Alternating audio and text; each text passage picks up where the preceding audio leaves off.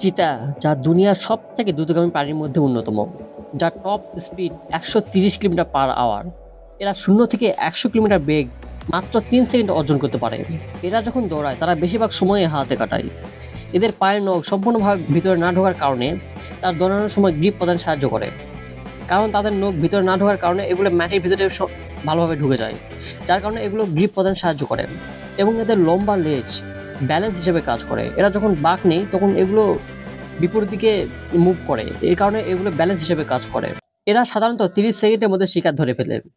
তাছাড়া কোনো কারণে বেশি সময় লাগলে তাদের অনেক সমস্যা হয়, কারণ তারা প্রচন্ড জোরে দৌড়ায়, যার কারণে তাদের শরীর অত্যন্ত গরম হয়ে যায়, যে কারণে তাদের হিটস্ট্রোক হতে পারে। এজন্য তাদের অল্প সময়ের মধ্যে শিকার ধরে ফেলতে হয়। এরকম ছোট ছোট ইন্টারেস্টিং ভিডিওর জন্য অবশ্যই সাবস্ক্রাইব করুন।